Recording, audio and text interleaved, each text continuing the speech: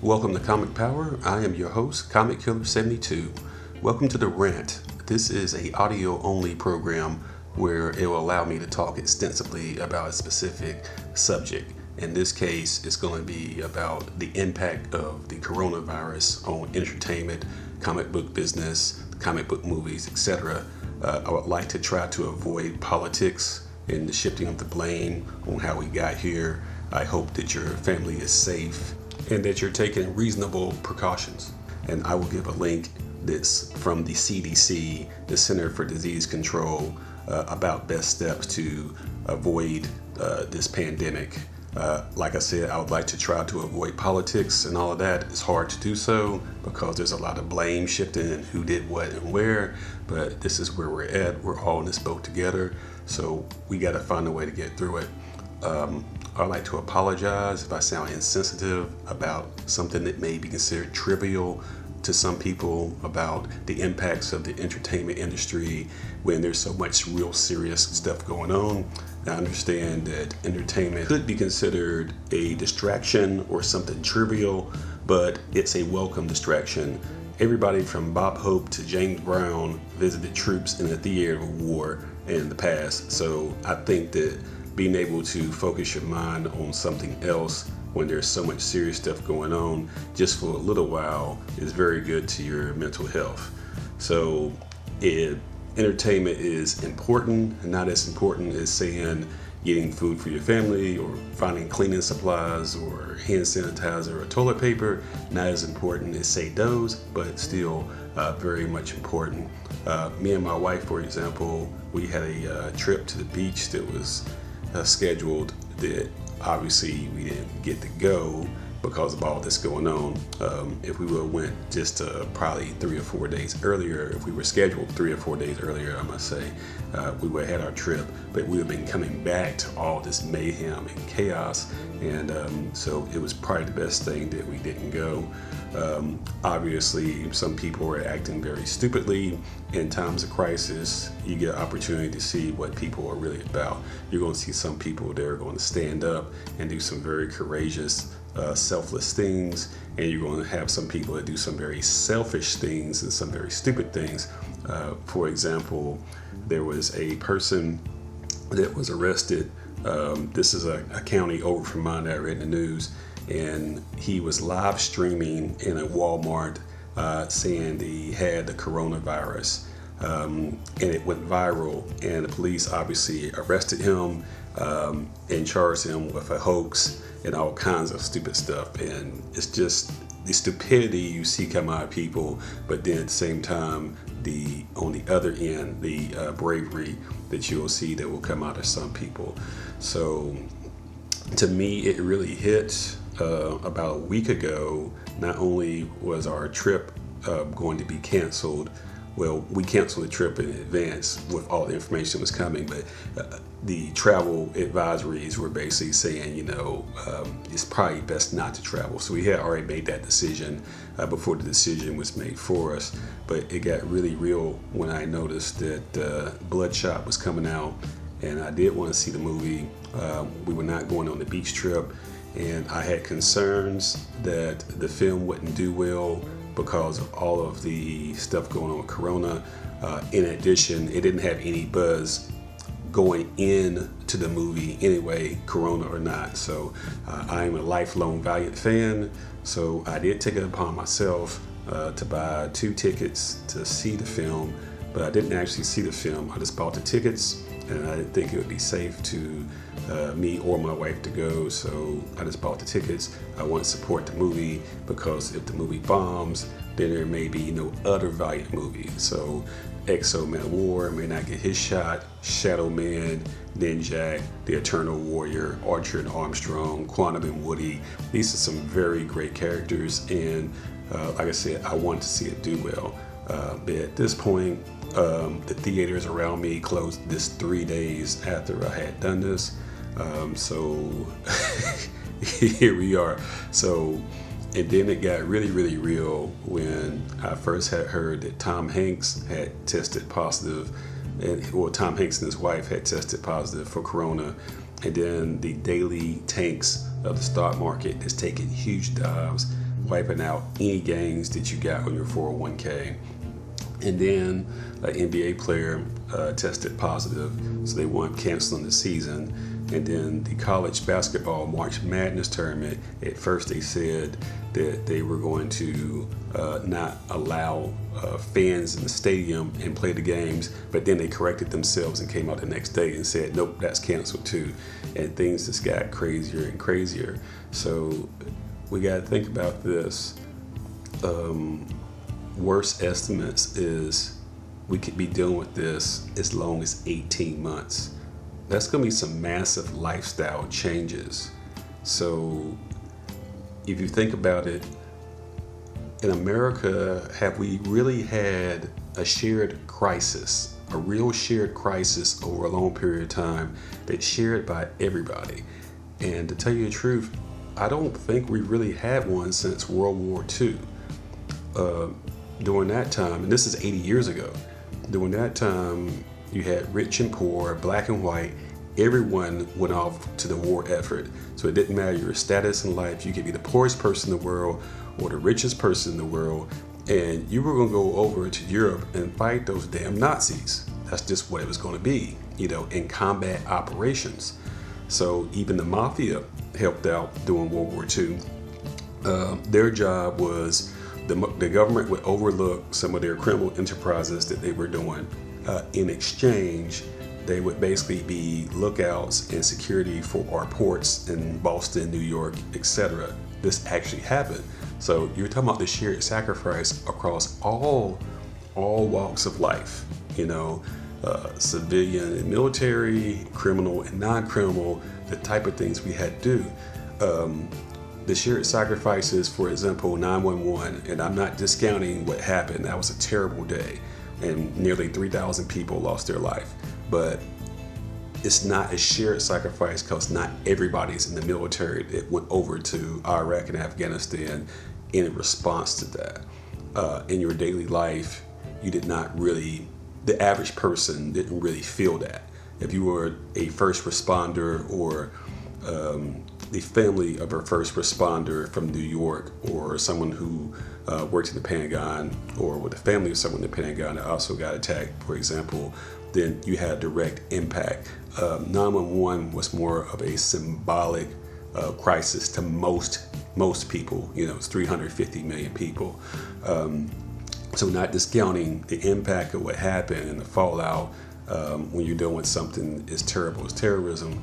But for the average person, once you got past a month or so of the psychological impact, most people went about their lives normally, but wave the flag and say support our troops, but not really have that shared sacrifice.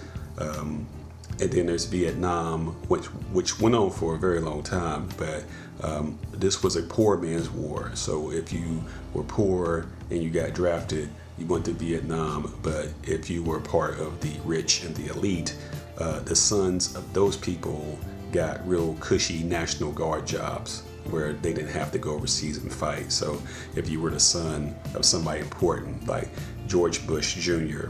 and Al Gore, Donald Trump, they either got deferments where they didn't have to go into the military, or they got cushy jobs in the military.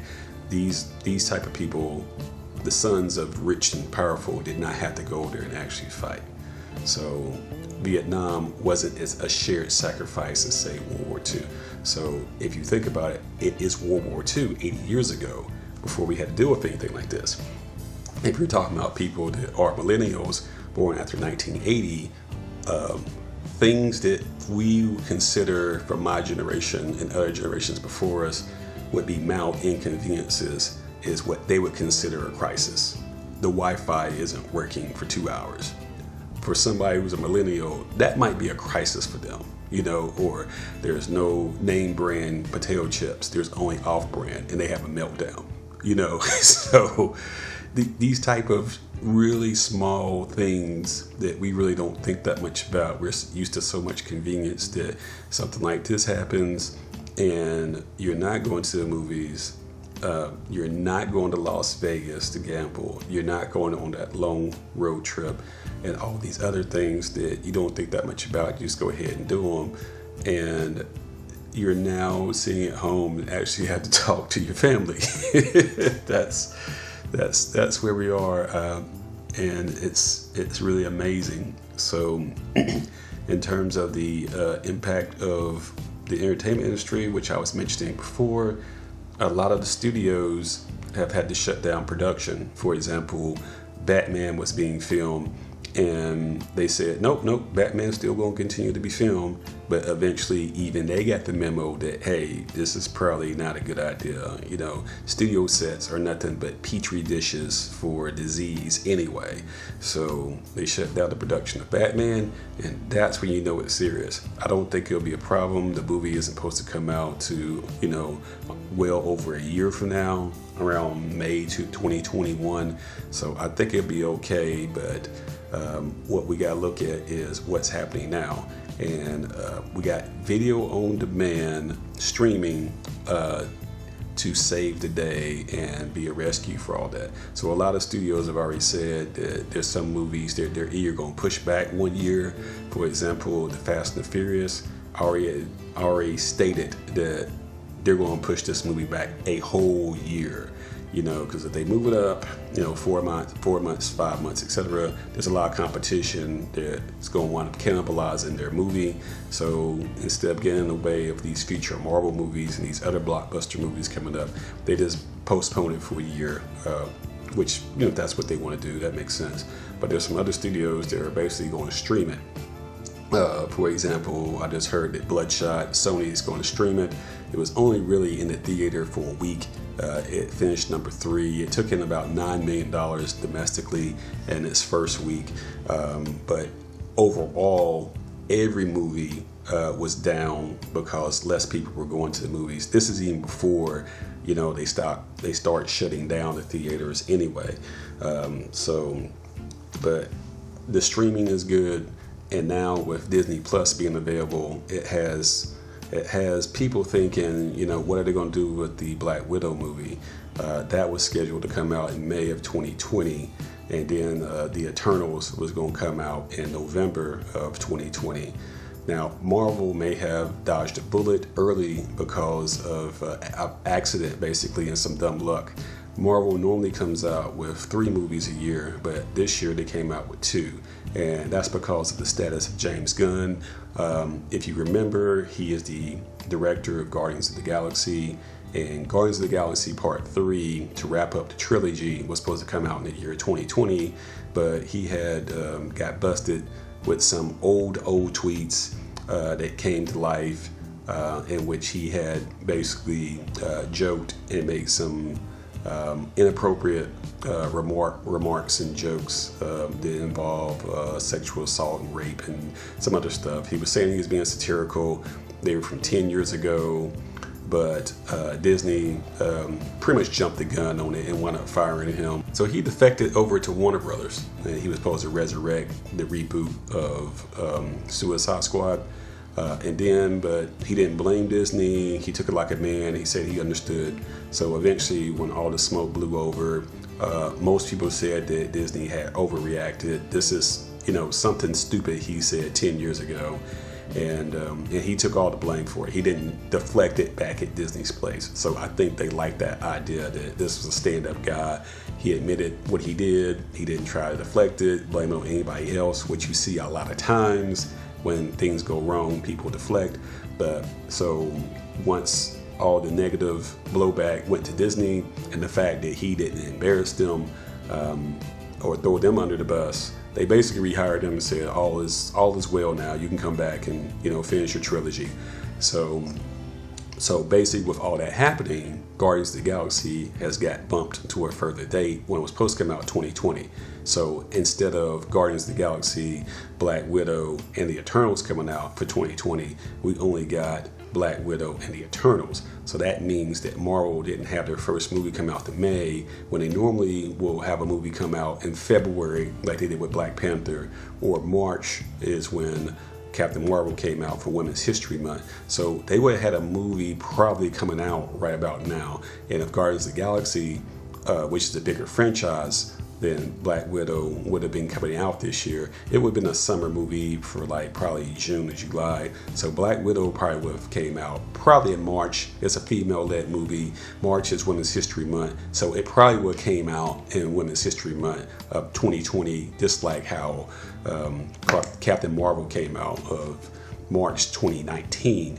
So in saying that, Marvel has so far dodged having to make a decision based on the coronavirus.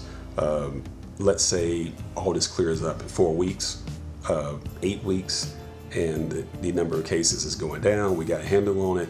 Then, they can go back to business as usual. They don't have to make any decisions, but I highly doubt that that's going to be the case. The latest that we have on Black Widow is that it's not going to make its May 2020 release date.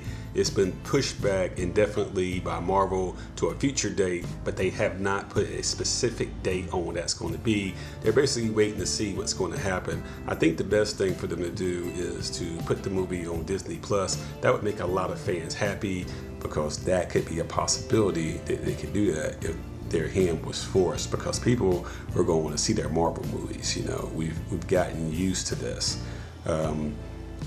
It's been basically 2 Marvel movies a year, and then they upped it to 3. We haven't had just one since 2010. If you think about that, it's been, we've been doing this for going into the 12th year of the MCU. So I'm curious to see just exactly what Marvel is going to do. We haven't got any information. We're also at a time where conspiracy theories are flying left and right. There's some people believing that this is a sign of the end of the world. It's coming.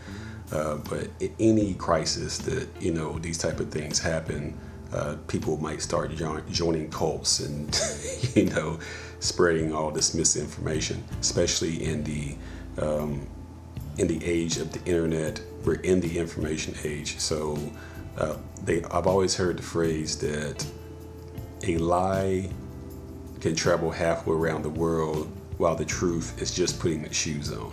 I've heard that phrase before, and that's absolutely true, especially in this age where anyone can get any type of information. They haven't vetted it.